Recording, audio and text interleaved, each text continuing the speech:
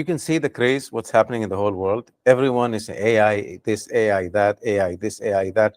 It's as if it's actually a magic pill, but it's not. When you don't have a proper use case, meaning a use case that has all the elemental items for an AI, meaning the data set itself has to be AI ready. Automation is not AI. Automation is automation. AI is a different thing. But there's a big, huge mix between them. And so people just take it for granted. And that's a problem. How do you have a data set that can be read by an AI algorithm? That's the whole point here. Also, when we spoke, you also mentioned that developing an LLM, uh, which is what everybody's talking about, like an LLM like ChatGPT, is technically far easier than building a small machine learning model. Let's say, for example, a churn prediction model. Now I'll go back to what I said, saying that LLMs like ChatGPT are much easier to create. And I would say this, much easier technically to create, not financially. So if you take the financial component out, Yes. technically they are much easier. And here's why they're much easier than creating a tiny ML model, which is like a churn model. It's by this.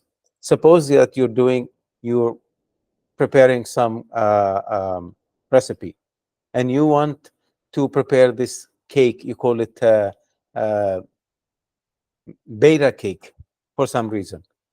I don't Hmm. know what a beta cake is. Sure. It's your name.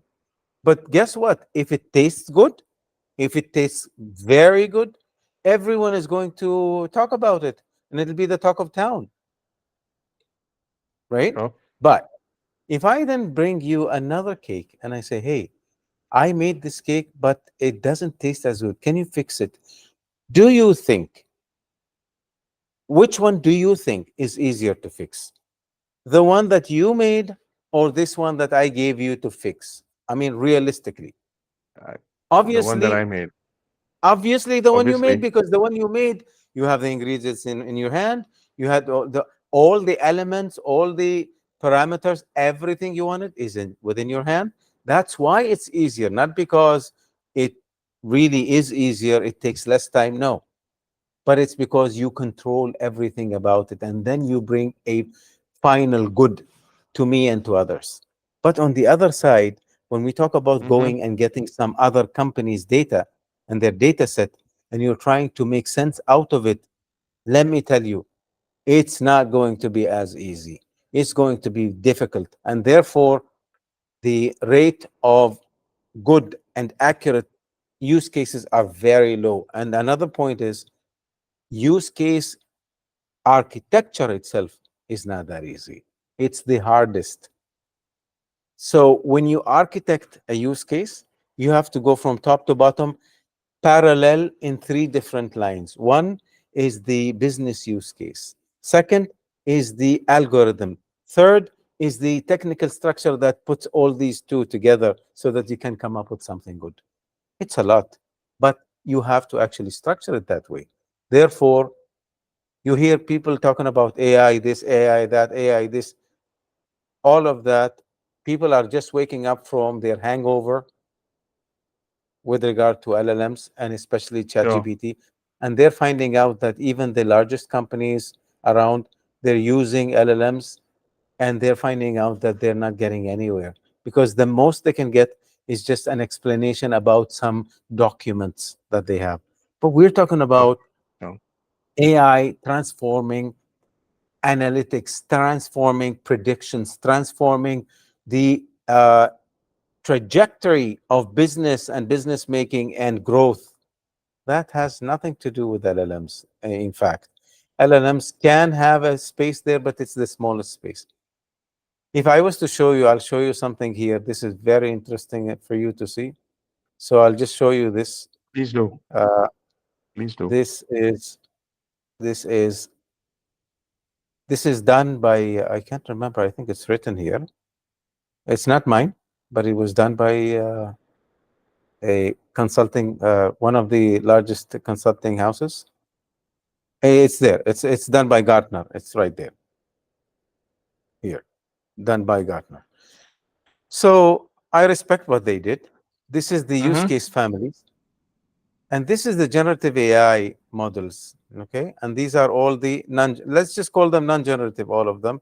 This is the only generative AI.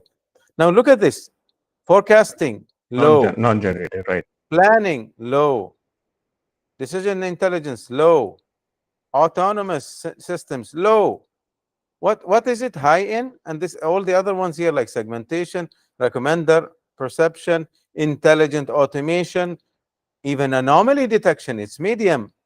And if you ask me, I would say even I would call it low, especially with anomaly detection. But look what it's good at: content generation, chatbots, and knowledge discovery. Yes, understood. Okay, But then the how people are reacting to it as if it's actually doing all of these beautifully, correct. and that is not I right. Yes, That is absolutely not right.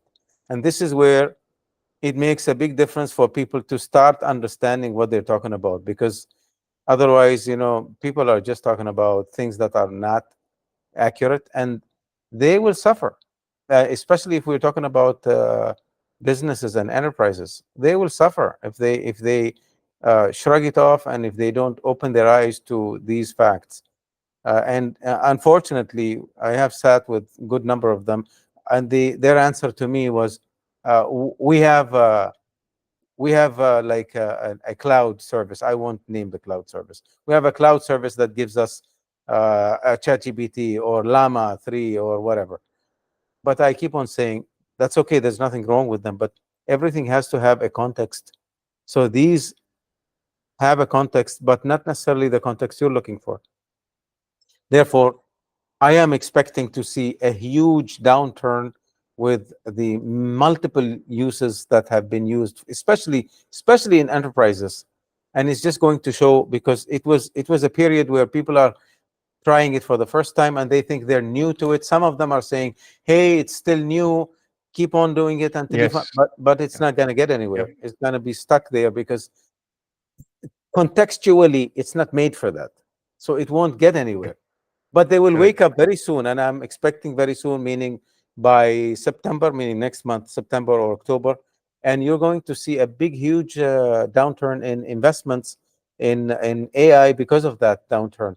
But it's a good thing for the AI community, especially Okay, the more responsible ones. You're going to see that the um, the real AI use cases are going to be on the screen all of a sudden, on starting yeah, November, December onwards. And they're going to really reap the benefits that they were most of the time drowned by the mm-hmm, chat GPTs and what have you, that have been there only covering for banana cakes and the likes of them.